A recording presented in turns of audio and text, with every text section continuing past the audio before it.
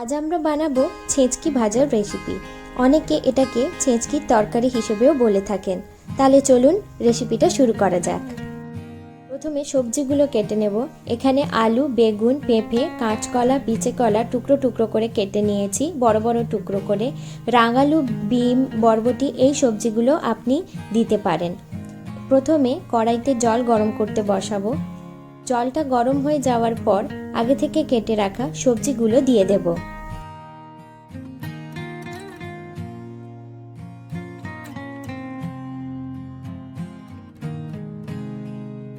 পরিমাণ মতো হলুদ দিয়ে দেব এবং 10 থেকে 15 মিনিটের জন্য মিডিয়াম আঁচে ঢাকনা দিয়ে সিদ্ধ করতে বসাবো। চলুন এটা সিদ্ধ হতে হতে আর কি লাগছে সেটা দেখে নেই। এখানে 5 ফোড়ন, কাঁচা লঙ্কা, শুকনো লঙ্কা, তেজপাতা আর একটা গোটা পেঁয়াজ কেটে রেখেছি। 10 থেকে 15 মিনিট পর দেখুন সিদ্ধটা হয়ে গেছে। এরপর এটাকে কোনো পাত্রে নামিয়ে নিতে হবে। এরপর একটা কড়াই বসিয়ে নেব। কড়াইটা একটু গরম হয়ে যাওয়ার পর এতে পরিমাণ মতো সরষের তেল দিয়ে দেব এবং তেলটা কিছুক্ষণের জন্য গরম হতে দেব। তেলটা গরম হয়ে যাওয়ার পর এতে শুকনো লঙ্কা, তেজপাতাটা দিয়ে একটুক্ষণের জন্য ভেজে নেব।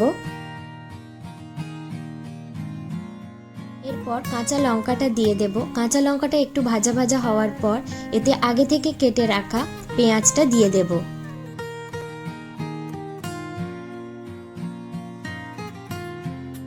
পেঁয়াজটা হালকা ভাজা ভাজা হয়ে গেলে 5 ফোড়নটা দিয়ে দেব। দিয়ে আর কিছুক্ষণের জন্য এটা ভেজে নেব।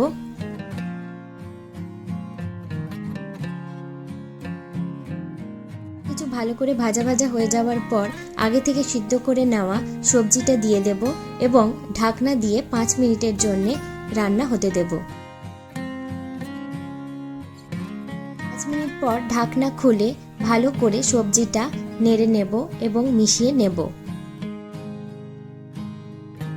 ভালো করে মিশিয়ে নেওয়ার পর পরিমাণ মতো নুন দিয়ে দেব।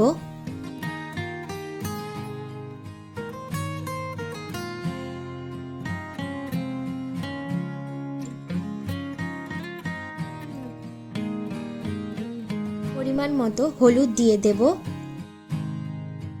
সামান্য পরিমাণ চিনি দেব।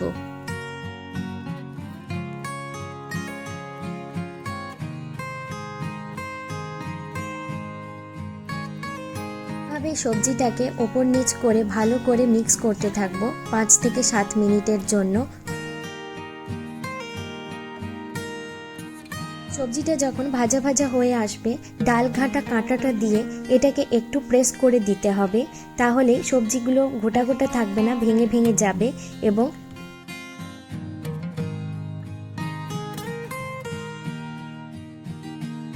সবজিগুলোকে ভালো করে ভেঙে নেওয়ার পর 2 থেকে 3 মিনিটের জন্য আরেকটুক্ষণ কষে নিলেই তৈরি হয়ে যাবে আমাদের ছেঁচকি। কিভাবে খুব সহজেই ছেঁচকি বানানো যায় আপনারা দেখতে পেলেন। আপনাদের যদি কোনো রকম কোনো অসুবিধে হয় কমেন্টের মাধ্যমে জানাবেন। আর রেসিপিটা যদি আপনাদের ভালো লাগে থাকে তাহলে লাইক করবেন, সাবস্ক্রাইব করবেন আর কমেন্ট করবেন।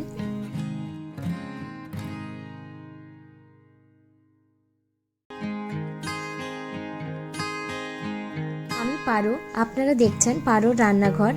চ্যানেলটাকে সাবস্ক্রাইব করবেন আর বেল আইকনটা প্রেস করে পাশে থাকবেন। আপনারা ভালো থাকবেন, সুস্থ থাকবেন, ভালো ভালো রান্না করতে থাকবেন। বাই।